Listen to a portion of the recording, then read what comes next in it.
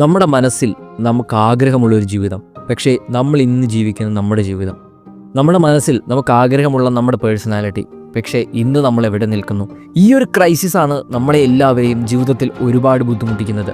നമുക്ക് തോന്നും നമുക്ക് കിട്ടിയിട്ടുള്ള അവസരങ്ങളെല്ലാം നമ്മൾ നഷ്ടപ്പെടുത്തി, നമ്മൾ ഒരിടത്തും എത്തിയിട്ടില്ല. ശരിയാണ്, നമുക്ക് ആഗ്രഹമുണ്ട് ലൈഫ് ചേഞ്ച് ചെയ്യണം, ലൈഫ് ബിൽഡ് ചെയ്യണം എന്നൊക്കെ, പക്ഷേ നടക്കുന്നില്ല. നമ്മൾ പല പ്രാവശ്യം ട്രൈ ചെയ്തിട്ടുണ്ട്, പക്ഷേ ഓരോ പ്രാവശ്യവും വീണ്ടും പോയിട്ടുണ്ട്. ഓരോ പ്രാവശ്യവും ആ പഴയ ജീവിതത്തിലേക്ക് തിരിച്ചു പോവാണ്. പഴയ ഹാബിറ്റ്സ്, ആ പഴയ ലേസിനെസ് എല്ലാം വീണ്ടും വീണ്ടും കയറി വരുന്നു. നമ്മൾ ശരിക്കും മടുത്തു പോയൊരവസ്ഥ. നമ്മുടെ മനസ്സ് മടുത്തു, നമ്മുടെ ശരീരം മടുത്തു, നമുക്ക് ഒട്ടും എനർജി ഫീൽ ചെയ്യുന്നില്ല. We feel like we are at zero. പക്ഷേ നമ്മൾ ഇത് മനസ്സിലാക്കണം, every day is a new opportunity. Every moment you live is an opportunity. നമുക്ക് നമ്മുടെ ജീവിതത്തിൻ്റെ കഥ ഇഷ്ടപ്പെടുന്നില്ലേ, അതങ്ങ് മാറ്റുക. കാരണം ഈ കഥയുടെ പേന നമ്മുടെ കയ്യിലാണ്, ഈ കഥയുടെ എഴുത്തുകാരൻ നമ്മളാണ്. എങ്ങനെ മാറ്റും? നമ്മൾ ആദ്യം തീരുമാനങ്ങൾ എടുത്തു തുടങ്ങണം. നമ്മൾ നമ്മുടെ കൂടെ തന്നെ അല്പസമയം ചെലവഴിക്കണം. നമ്മുടെ ജീവിതത്തെക്കുറിച്ചൊന്ന് ചിന്തിക്കണം. എനിക്ക് ജീവിതത്തിൽ എന്താണ് ചെയ്യേണ്ടത്? എന്തുകൊണ്ടാണ് ഞാനത് ചെയ്യാൻ ആഗ്രഹിക്കുന്നത്? എവിടെയാണ് ഞാൻ പിന്നോട്ട് വീണു പോകുന്നത്? Take the decision to change. മാറാനുള്ള ഒരു ശക്തമായ തീരുമാനത്തിൽ നിന്നാണ്, ആ ഒരു സ്ട്രോങ് ഡിസിഷനിൽ നിന്നാണ് എല്ലാ മാറ്റങ്ങളും തുടങ്ങുന്നത്. ഏതെങ്കിലും ഒരു ഫേമസ് പേഴ്സണാലിറ്റീനെ, ഒരു ഗ്രേറ്റ് പേഴ്സണെ കാണുമ്പോൾ നമ്മളൊരു കാര്യം മനസ്സിലാക്കണം, അദ്ദേഹം എടുത്ത ഒരു തീരുമാനമുണ്ട്. അദ്ദേഹം ജീവിതത്തിലെടുത്ത തീരുമാനങ്ങളാണ് അദ്ദേഹത്തിനെ അവിടെ എത്തിച്ചത്. He made A courageous decision or she made A courageous decision. നമ്മളൊരു ഓട്ടമത്സരം തുടങ്ങുമ്പോഴുള്ള തുടക്കത്തിലെ കുതിപ്പ് പോലെയാണ് നമ്മുടെ തീരുമാനങ്ങൾ എന്ന് പറയുന്നത്. നമ്മൾ ഇന്നെടുക്കുന്ന ഒരു തീരുമാനം ചിലപ്പോൾ നമ്മുടെ ജീവിതം മുഴുവനെയും മാറ്റിയേക്കാം. That is the power of decisions. ഇനി നമ്മൾ ഹാബിറ്റ്സിലേക്ക് നോക്കുക.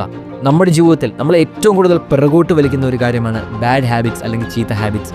അത് മാറ്റാനായിട്ട് നോക്കുക. Build new once. Day after day നമ്മളെ പണിതുയർത്തുന്നത് നമ്മുടെ ഹാബിറ്റുകളാണ്. നമ്മുടെ സമയം നഷ്ടപ്പെടുന്ന ഹാബിറ്റ്സ് ഏതാണ്? നമ്മുടെ ഹാപ്പിനെസ്സും നമ്മുടെ എനർജിയും കളയുന്ന ഹാബിറ്റ്സ് ഏതാണ്? നമ്മുടെ സ്വപ്നങ്ങളിൽ നമ്മൾ മാറ്റിക്കളയുന്ന ഹാബിറ്റ്സ് ഏതാണ്? അത് മാറ്റാനായിട്ട് ലൈഫിലൊരു തീരുമാനമെടുക്കുക. അത് കണ്ടെത്താനായിട്ട് സമയം ചെലവഴിക്കുക. സ്വയം പഠിക്കുക. No your self. അവിടെയാണ് മാറ്റങ്ങൾ തുടങ്ങുന്നത്.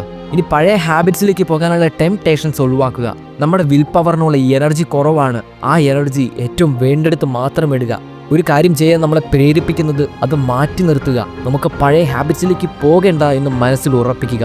ഇനി നല്ല ഹാബിറ്റ്സ് പതുക്കെ ബിൽഡ് ചെയ്ത് തുടങ്ങുക.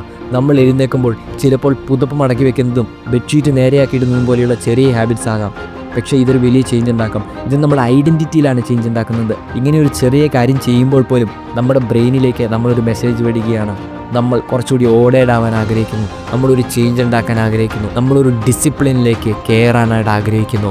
That is how habits work. നമ്മൾ ചെയ്യുന്ന ഓരോ കാര്യവും നമ്മുടെ ബ്രെയിനിലേക്ക് മെസ്സേജുകൾ ചെയ്യുന്നുണ്ട്, ഞാൻ എന്താഗ്രഹിക്കുന്നു, ഞാൻ എവിടെ എത്തിച്ചേരാൻ ആഗ്രഹിക്കുന്നെന്ന്. So start building good habits. ഇനി നമ്മൾ നമ്മുടെ ജീവിതത്തിൽ നിന്ന് മാറ്റിവെക്കേണ്ടത് ഒരു കാര്യമാണ് മൊബൈൽ ഫോൺ. ഇന്നത്തെ നമ്മുടെ ലോകത്തിലെ വില്ലനാണ്, ഡിസ്ട്രാക്ഷനാണ്. നമ്മുടെ ഫോക്കസ് എടുത്തു കളയുന്നതിൽ ഏറ്റവും വലിയ റോള് നമ്മുടെ മൊബൈൽ ഫോൺസിന് തന്നെയാണ്. നമുക്ക് അലസത തോന്നിയോ, നമുക്ക് ഉറക്കം വരുന്നുണ്ടോ, നമുക്ക് ഡിസ്റ്റർബ്ഡ് ആണോ, എല്ലാത്തിനും നമുക്ക് ഒരേ ഒരു ആശ്രയമാണ്, അത് നമ്മുടെ മൊബൈൽ ഫോണാണ്. It has become our go to thing. വെറുതെ മണിക്കൂറുകൾ മൊബൈലിൽ ചെലവഴിക്കാൻ നിർത്തുക. മൊബൈൽ ഫോൺ മാറ്റിവെച്ച് നമുക്ക് സ്വയം വർക്ക് ചെയ്യാനായിട്ടൊരു സ്പേസ് ഉണ്ടാക്കുക. അതിനെ നന്നായിട്ട് ഉപയോഗിക്കാൻ പഠിക്കുക. ഒരു ടൈം സ്ലോട്ട് വെച്ച് ആ സമയത്ത് മാത്രം ഉപയോഗിക്കാനായിട്ട് പഠിക്കുക.